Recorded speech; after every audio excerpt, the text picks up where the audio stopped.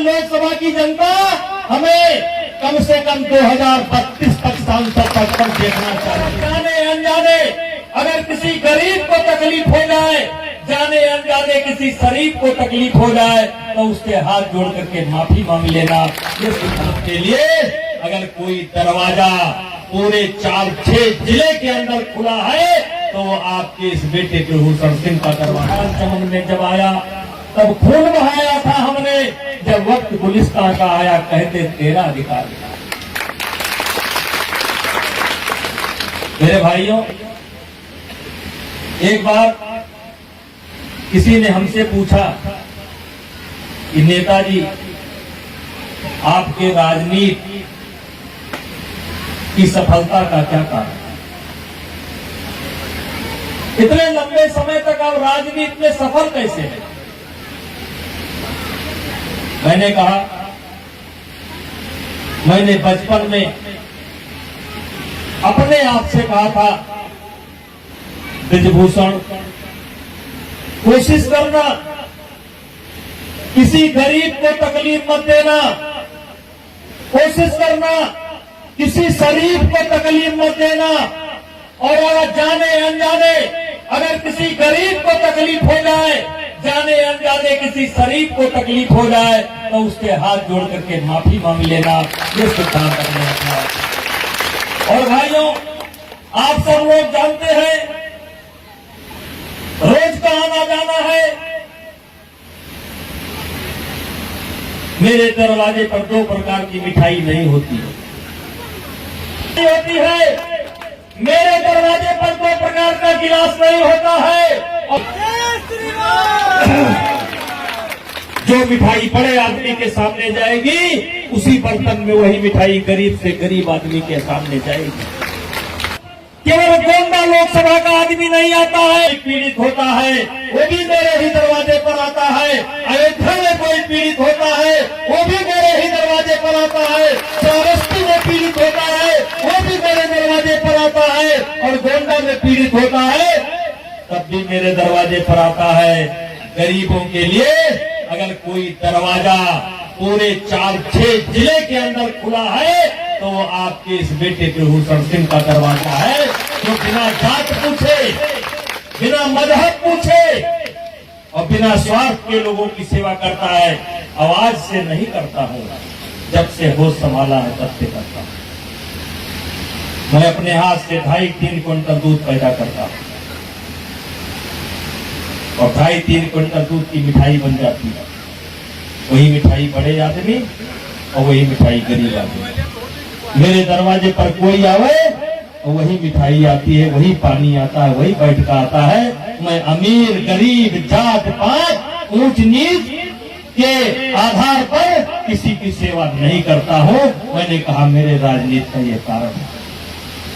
और मेरे भाइयों, 6 बार सांसद, 1 बार पत्नी सांसद, फिर अजय सांसद,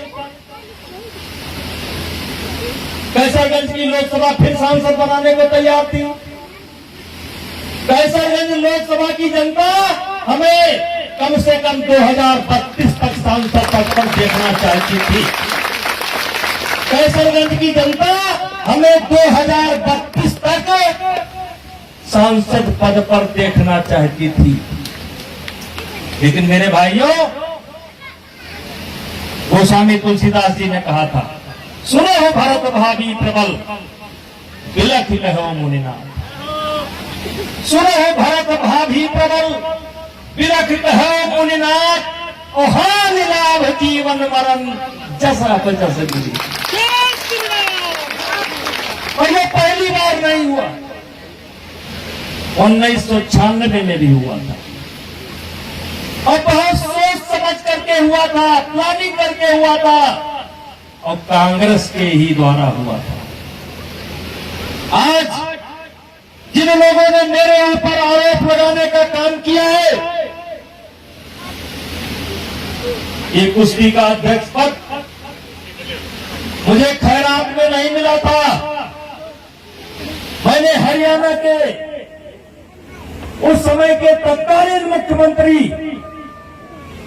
के साथ दीपेंद्र सिंह हुड्डा जो सांसद थे उनको हरा करके मैंने इस पर कब्जा किया था। और उसमें किसी सरकार का सहयोग मेरे साथ नहीं था। वो पद मैंने अपने पुरुषार्थ पर और अपने व्यवहार पर, अपने कार्यशैली के आधार पर जीतने का काम किया। उस समय भी लड़े थे, 51 वोट पड़ा था, 47 वोट मुझको मिले थे और 4 वोट इनको मिला था।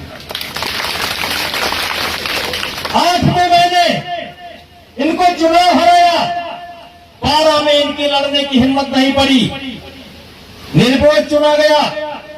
फिर 16-17 में भी निर्विरोध चुना गया और ये अभी तक चुनाव आया। तो इन लोगों ने देखा नहीं, इनको पता था कि कुश्ती संघ के अध्यक्ष ब्रजभूषण शरण सिंह के बाद कर्णभूषण सिंह बनने वाले हैं, इसलिए यह षड्यंत्र किया गया था।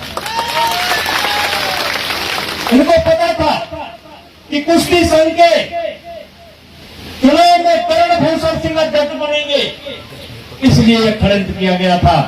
सामने से जीत नहीं सकते थे, सामने से जीत नहीं सकते थे और न सामने से कभी जीत पाएंगे।